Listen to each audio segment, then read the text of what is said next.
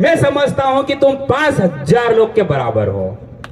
50 लोग हैं, कोई 500 लोग नहीं चाहिए हमको, ना 1000 चाहिए, 50 लोग हैं आखिरी तक बैठे, मतलब सही योद्धा आप लोग ही हो।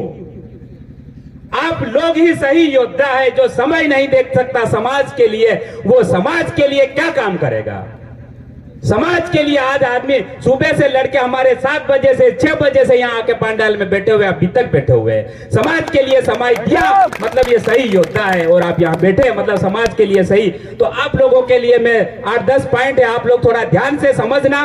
कोई बहुत बड़ी बातें नहीं है। आप दिन में व्यवहार में जो चीजें आ रही है समझ में, उनको थोड़ा समझना। हमारे मामलों में कहाँ डिस्प्यूट हो रही है।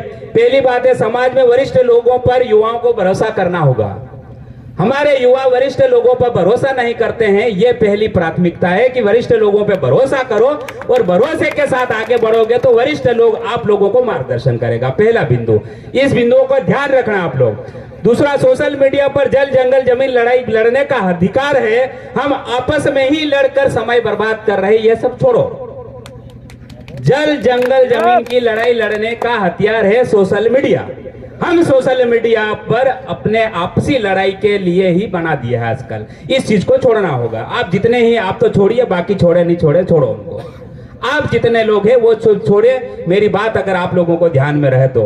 तीसरी बात है, लोगों के सामने सोशल मीडिया पर अपनी बात एविडेंस के साथ रखे। किसी मुद्दे पर युवा भयभीत नहीं होंगे। हम बिना एविडेंस, बिना प्रूफ के कुछ भी मुद्दे पर बहस चालू कर देते हैं, नहीं करें। हम अगर एविडेंस के साथ में अगर कोई करेंगे तो साला कोई भी हो, कोई अधिकारी हो, थाना हो, तहसील हो, एसडीएम हो, कलेक्टर हो, कमिश्नर हो, एसपी हो, डीएसपी हो, विधायक हो, सांसद हो, कोई भी व्यक्ति आ जाए, अगर आपके पास एविडेंस है तो किसी की ताकत नहीं आपको झुका सके। ये आप लोगों के पास ताकत है। बिना एविडेंस, बिना प्रूफ के कभी लड़ाई मत लड़ना, ये बोल रहा हूं मैं आप लोगों को। बिना प्रूफ के हम लड़ाई लड़ते हैं तो हम हार जाएंगे। विथ एविडेंस के, हमारा जो सेल विलेज भाई खराड़ी विथ एविडेंस की बात करता है, आज पुलिस ने वहां पे उठा लिया, क्या कारण है हमको नहीं पता है, लेकिन विथ एविडेंस की बात करता है। उनको डर है कि ये व्यक्ति वहां गया तो हजारों लोगों को जागृत करके आएगा, ये डर है, बाकी कुछ डर नहीं है भाइयों। चौथी बात है, युवाओं के विकास के लिए, अपने स्वयं के परिवार के विकास के लिए खेती करना, धंधा, मजदूरी, अन्य जो कार्य चलाने के लिए करते हो, पहली प्राथमिकता होना चाहिए। समाज के लिए दूसरी प्राथमिकता, पहली प्राथमिकता आपका परिवार चलाना है।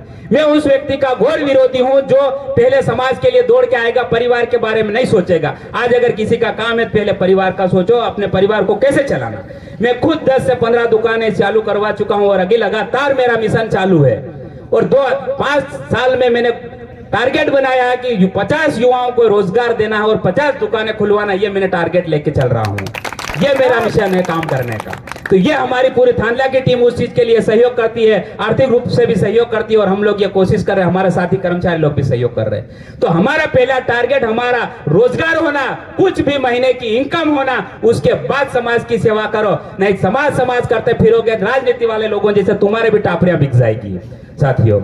दूसरा, 5वीं बात है, हमारा एक उद्देश्य होना चाहिए। हमारी लड़ाई कैसी होना चाहिए, किस दिशा में होना चाहिए। हम मुद्दों से भटक जाते हैं। हमारी लड़ाई कैसी होना चाहिए, किस मुद्दे पे होना चाहिए और किधर जाना चाहिए, वो हमको खुद को ही नहीं मालूम है। चल रहे गधे घोड़े जैसे, वो कौन सा वो गधे, वो गाडरे बोलते नहीं, एक ही जाए खाड़ में सबे जाहिते ही, ऐसा मैं पढ़ा था, जब सुना था भूल गया हूं क्या है। तो हम गधे घोड़ों जैसा नहीं वो करें, तर्क वितर्क निकालें, है ना। तर्क के बिना बिल्कुल जिंदगी